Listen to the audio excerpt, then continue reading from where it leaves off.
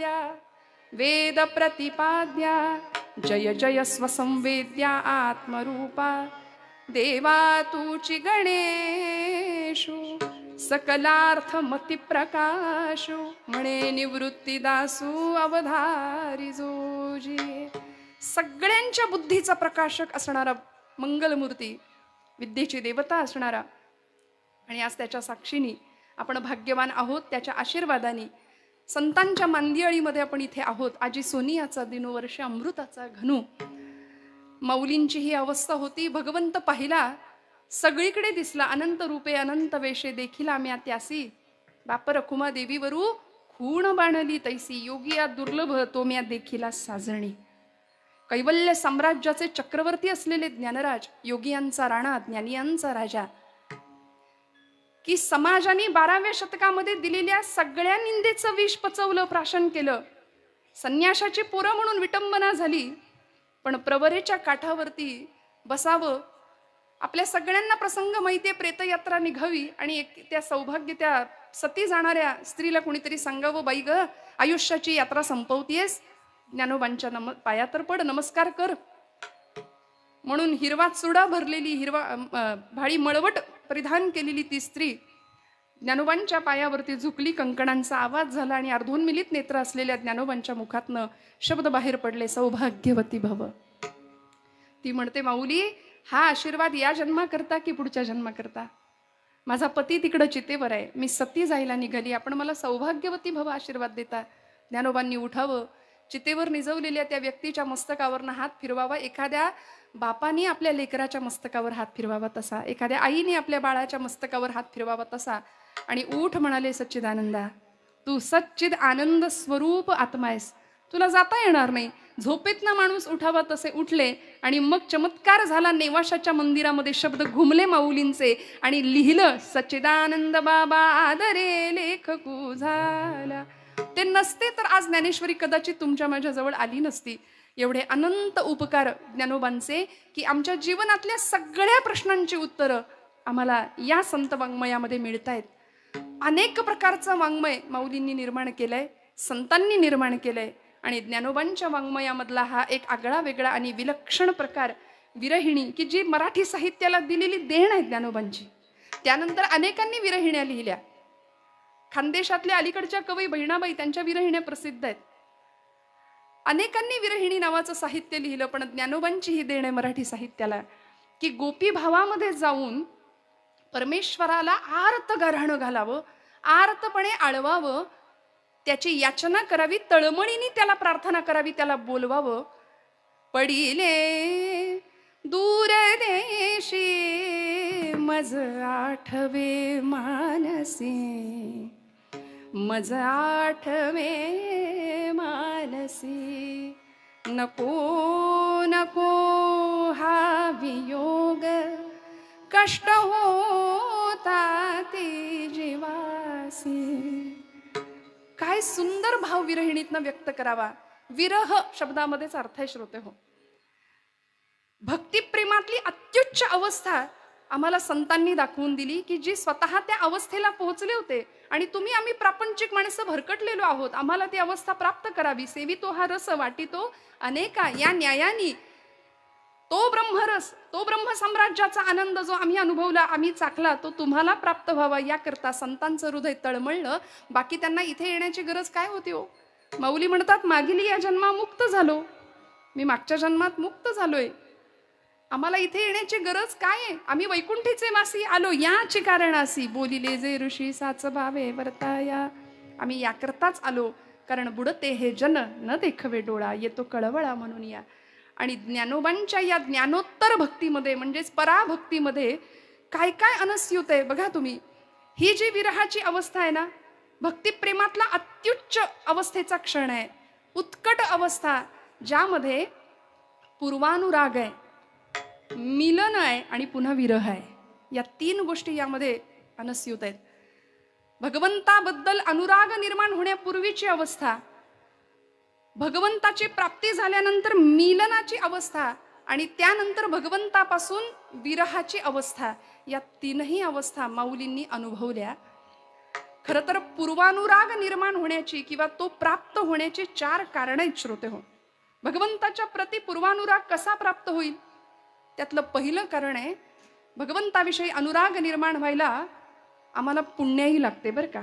पूर्व पुण्याईशिवाय आम्ही भगवंताच्या विषयी अनुराग उत्पन्न होऊ शकत नाही, प्रेम निर्माणच होऊ शकत नाही. तुका म्हणे सुलभ साधन गोमटे, परी उपतिष्ठे पूर्व पुण्ये. जन्मोजन्मी आम्ही बहु पुण्य केले, तेव्हा या विठ्ठली कृपा केली.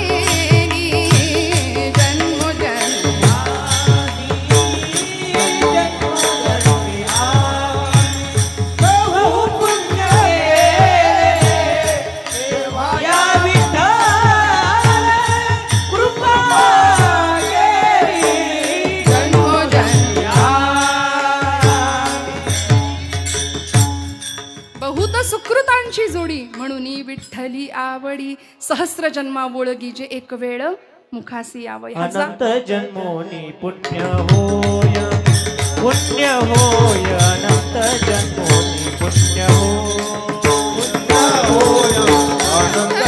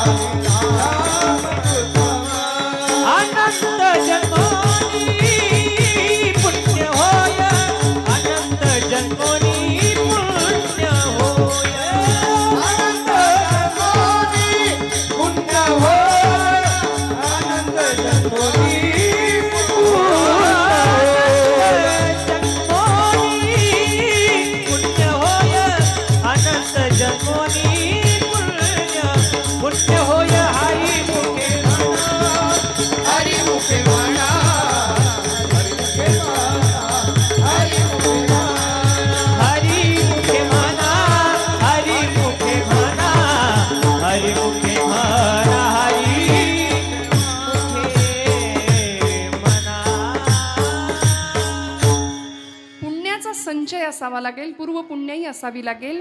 अनंत जन्मोनी पुण्य होय. या पूर्व पुण्याईने आम्हाला भगवंताचा अनुराग प्राप्त होतो. दुसरं अनुराग प्राप्त होण्याचं कारण आहे परंपरा. आमच्याकडे परंपरा असावी लागेल तर देव आवडेल. देव असाच कसा आवडेल? ज्ञानोबांनी जन्म घ्यावा कुठे? विठ्ठलपंत आणि आई रुक्मिणीच्याच पोटी. तुकोबांनी जन्म घ्यावा बोल्लोबा आणि आई कनकाईच्याच पोटी. म्हणून तर महाराज म्हणतात आमची परंपरा साधी भोळी नाही, साधी सुधी नाही, माझ्या वडिलांची मिराशी गा देवा. तुझी चरण सेवा पांडुरंगा.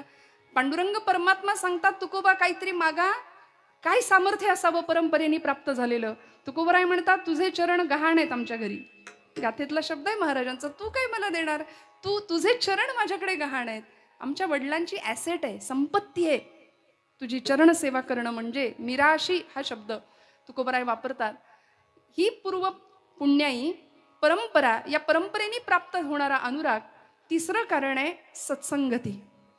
संगतीने पूर्वानुराग प्राप्त होतो. जी संगती आपल्याला भागवतामध्ये माहिती आहे, देवर्षी नारदांना प्राप्त झाली. साधूंची संगत झाली. एका सामान्य जीवाचा भक्तीचे आचार्य इथपर्यंतचा प्रभास झाला देवर्षी नारद, आद्य कीर्तनकार. त्यामुळे सत्संगतीनेच आम्हाला भगवंताचा अनुराग प्राप्त होऊ शकतो. पूर्व पुण्याई, परंपरा, सत्संगती आणि चौथं कारण आहे श्रवण. भगवंताचं श्रवण करावं लागेल आणि हे श्रवण ज्यांना ज्यांना घडतं त्यांनाच भगवंताविषयी अनुराग प्राप्त होतो. मग हे श्रवण आम्हाला भागवतामधला पुन्हा एकदा दृष्टांत आहे, उदाहरण आहे. जी माया ब्रह्माला प्राप्त करण्याकरता आली होती, जी प्रकृती पुरुषाला मिळवण्याकरता आली होती, ब्रह्ममायेचं मिलन पुन्हा एकदा व्हावं, शिवशक्तीचं मिलन याकरता जी आदिमाया रुक्मिणी म्हणून अवतीर्ण झाली होती.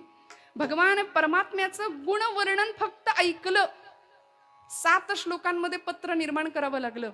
श्रुत्वा गुणान भुवन सुंदर शृण्वतान्ते निर्विश्य कर्ण विवरैर हरतोंग तापम रूपम दृशम दृशिमताम अखिलार्थ लाभम त्वय्यच्युता विशति चित्तम पत्रपम मे. त्या रुक्मिणी आईनी फक्त ऐकलं भगवंताचं गुण, समाधी अवस्था प्राप्त झाली, अनुराग निर्माण झाला. त्यामुळे या 4 कारणांनी भगवंताच्या प्रती अनुराग निर्माण होऊ शकतो. विठ्ठल.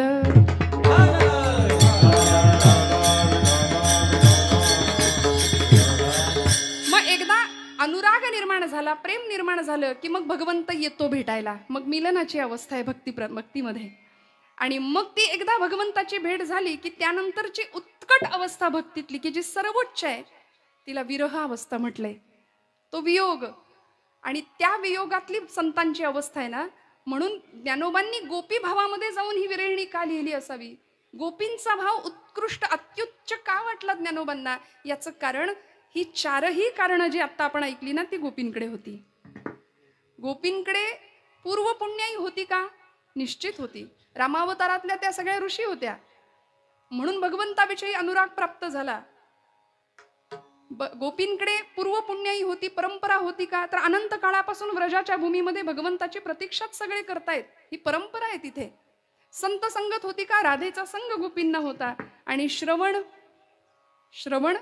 गोपींच्या श्रवणाबद्दल काय बोलावं? आपण ऐकलं ज्या रुक्मिणी मातेनी फक्त कृष्ण वेणू वाजवतो हे ऐकलं, तिला समाधी लागली. पण त्या गोपी कृष्ण वेणू वाजवताना ऐकत होत्या. वृंदावनी वेणू वाजे, वृंदावनी वेणू,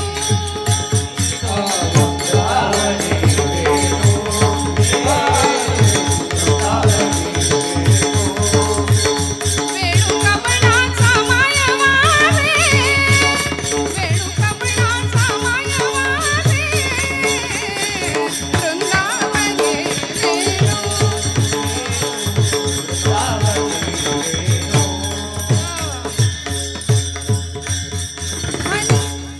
ध्वनी मंजुळ मंजुळ उमटती, वाकी ऋणझुण ऋणझुण वाजती. काय अवस्था आहे? देव विमानी बैसोनी स्तुती गाती, भानुदासा पावली प्रेम भक्ती. पराभक्ती, ज्ञानोत्तर भक्तीची अवस्था प्राप्त व्हावी या श्रवणातून ती गोपींना प्राप्त झाली. म्हणून त्या गोपींकडे या सगळ्या अवस्था होत्या. पूर्वानुराग होता, मिलनावस्था होती, आणि पुन्हा विरहावस्था सुद्धा होती. म्हणून त्या गोपींना विचारावं की का ही अवस्था अशी तुमची प्राप्त झाली? गोपी उत्तर देतात. गोपी भावामध्ये जाऊन आज ज्ञानोबा आम्हाला उत्तर देतात की माझा परमात्मा, ते आत्मचैतन्य, ते आत्मतत्व तुमचा जीव असेल, पण माझ्या जीवीचा सुद्धा जीव आहे. म्हणून माझी ही अवस्था आहे. अभंगाचं प्रथम चरण. जीवीची या जीवा,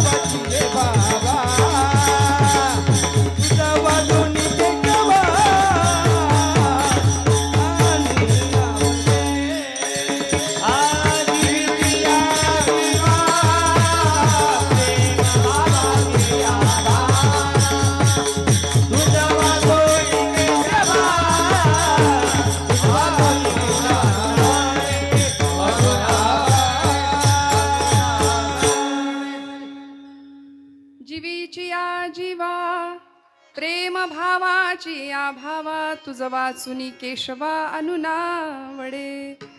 एकदा या सगळ्या मंडळींसाठी जोरदार टाळ्या वाजवा श्रोते हो. इतकी गोड साथ, जीव तोडून म्हणतात की नाही, जीवापासून गाणं, जीवापासून सेवा करणं. वरवर सेवा अशी नसावी, मग बऱ्याचदा 2 तासात 7 आहे की 7.5 आहे असा कधी कधी अनुभव येतो.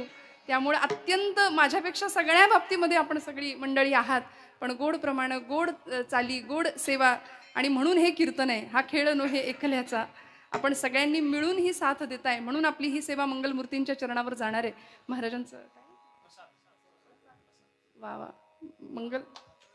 मंगलमूर्तींचा प्रसाद आहे. जोरदार टाळ्या वाजवा. किती गोड, अतिशय नादब्रह्माची सेवा उत्तम आहे. मी कीर्तनामध्ये नेहमी बोलते, स्वरब्रह्म, शब्दब्रह्म आणि नादब्रह्म यांचा त्रिवेणी संगम जिथे होतो तेथे साक्षात परब्रह्म साकार होतं. त्यामुळे कर जोडूनी पायी ठेवी तसे माथा, तुका विनवी पंढरीनाथा, रंगी ओढवावी रंग कथा, पुरवी मनोरथा माय बापा. हे मागणं आहे तुकोबरायांचं, हे मागणं आहे संतांचं. आणि ही रंगकथा, ही रंगदेवता निर्माण व्हायला या सगळ्यांचा सक्रिय सहभाग लागतो. कुठेही आक्रमकता नको. आणि आज आपण सगळीकडे पाहतोय, या आक्रमकतेने 2 तास आपल्याला पुरतील की नाही असं वाटतं कधी कधी, होईल की नाही कीर्तन पूर्ण. पण आपल्या सगळ्यांचा सहभाग आणि माझा महिला वर्ग, मी या भागाकडे जास्त मला आपुलकी वाटते आपल्या सगळ्यांबद्दल. कारण आपण सगळे अशाच येऊन नाही बसला, घरचं सगळं करून आलात की नाही. म्हणजे बघा ना किती छान, सगळा प्रपंच उत्तम सांभाळून, रांधावाडा, उष्टी काढा, सगळ्यांचं सगळं बघा, सगळ्यांची मनं धरा, सगळ्यांसाठी सगळं करा. एवढं करून कीर्तन ऐकायला या, कीर्तन करायला या. विठ्ठल.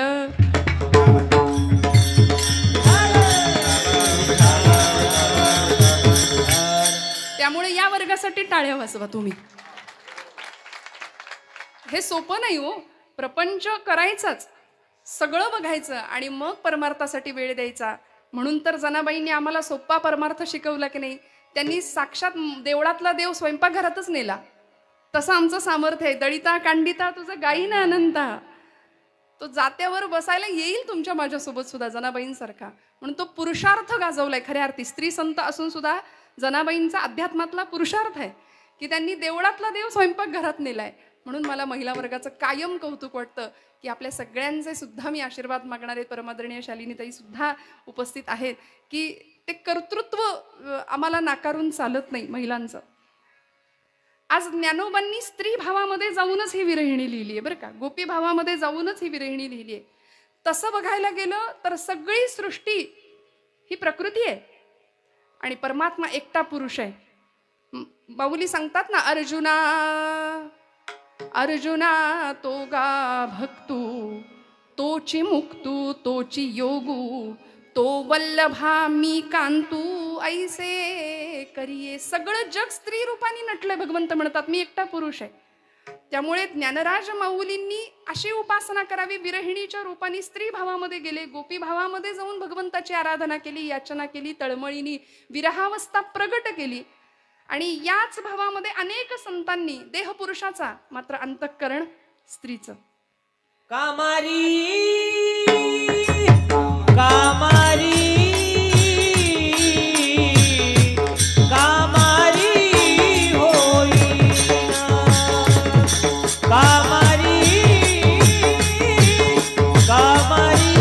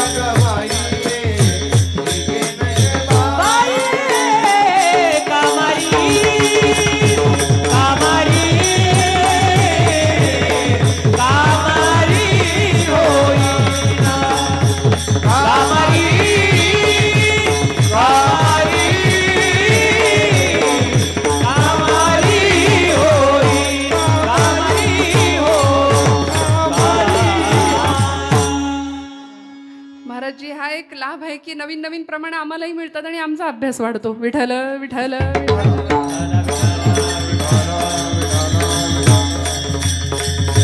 देह पुरुषाचा, भाव स्त्रीचा, अशी अनेकांनी भक्ती केलेली उदाहरणं आपल्या संत वाङ्मयामध्ये, संत चरित्रांमध्ये आहेत. रामकृष्ण परमहंस राधाभावामध्ये भक्ती करायचे कालीमातेची.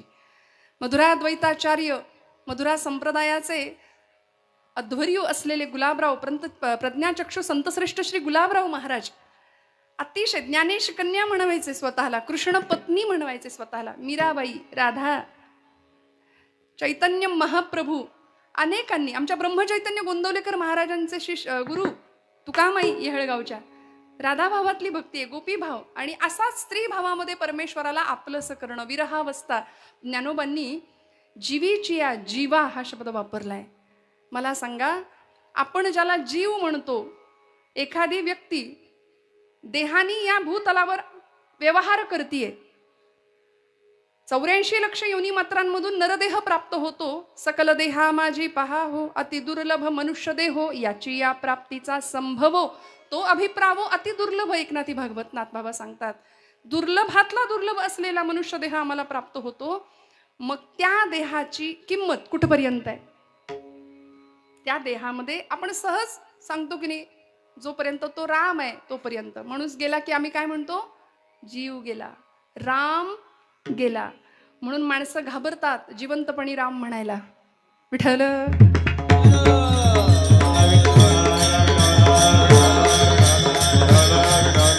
पण आज आमचं भाग्य सुवर्णाक्षरांनी लिहून ठेवावा अशा इतिहासाचे आम्ही साक्षीदार आहोत. अयोध्येमध्ये प्रभू रामचंद्रांची प्राणप्रतिष्ठा झाली आहे. वसिष्ठांनी सांगितलं होतं, रामो विग्रहवान धर्म. राम ही धर्माची मूर्ती आहे. तुकोबराय सांगतात, धर्माची तू मूर्ती, पाप पुण्य तुझे हाती, मज सोडवी दातारा, कर्मापासून दुस्तरा. राम हा साक्षात धर्म आहे, मूर्तिमंत धर्म आहे. आणि त्या धर्माला आज सिंहासनावर बसवलंय. आता काळजी करायची गरज नाही. मीरा रोडवर जे झालं ते पुन्हा होणार नाही याची शक्यता शाश्वती आपण बाळगणार आहोतच. ज्याच्या मुखात राम आहे, ज्याच्या मुखात कृष्ण आहे, ज्याच्या मुखात विठ्ठल आहे, त्याला काहीच घाबरायची गरज नाही. पण दुर्दैव असं की अध्यात्माला जाणारा माणूस फार घाबरलाय सध्या. कॉन्फिडन्स आमच्याकडेच कमी आहे आणि समाजामध्ये नको ती कामं करणारी माणसं फुल कॉन्फिडन्सनी वावरतायत. नको एवढा आत्मविश्वास आहे त्यांच्याकडे. पण अध्यात्म आणि भारतभूमीचं काळीज आहे अध्यात्म म्हणजे. श्रोते हो, बघा तुम्ही, आमच्या सगळ्या कर्मांचा, आमच्या सगळ्या शास्त्रांचा, आमच्या सगळ्या विचारांचा ओघ हा अध्यात्माच्या दिशेनेच जातो. म्हणून सनातन परंपरा आहे आमची, सनातन वैदिक हिंदू धर्म परंपरा. आणि त्या परंपरेचे आम्ही पायीक आहोत. त्या वाटेवरनं प्रवास केला माझ्या ज्ञानोबांनी, माझ्या तुकोबांनी, समर्थांनी, नामदेवांनी. आणि आम्ही त्या वाटेचे पायीक आहोत. याच्यासाठी आपल्या भाग्याचा कुणी हेवा करावा. इतकं भाग्य घेऊन आम्ही जन्माला आलोय हे निश्चित कायम लक्षात ठेवावं माणसांनी, बरं का. जीवीची या जीवा, प्रेम भावाची या भावा, त्या देहाची किंमत तोपर्यंतच आहे जोपर्यंत तो जीव आहे. त्याला कुणी प्राणशक्ती म्हणतं, कुणी आत्मशक्ती म्हणतं, कुणी चैतन्य शक्ती म्हणतं. आणि माणूस गेला की आपण म्हणतो राम गेला. लक्षात घेऊया, आहोत तोपर्यंत राम म्हणूया, नाहीतर लवकर तिकडे राम म्हणायची वेळ येईल. प्रतिश्वासम सविश्वासम रामम वद दिने दिने, को विश्वास हा पुनश्वास हा आगमिष्यती मानवा. माहिती नाही पुढचा श्वास घ्यायला मिळेल की नाही.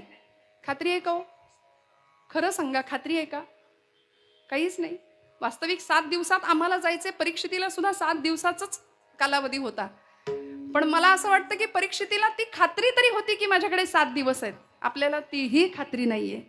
त्यामुळे प्रत्येक क्षण वेचला जावा त्या जीवापासून शिवात्म्याच्या प्राप्तीच्या धडपडीसाठी, त्या आत्म्याच्या परमात्म्याच्या तादात्म्यासाठी. आणि असं जीवशिव ऐक्य प्राप्त व्हावं याकरता तो जीव म्हणजे नेमका कोण आहे? माऊलींना त्याची ओळख पटली. जीवीची या जीवा, प्रेम भावाची या भावा, तू माझ्या प्रेम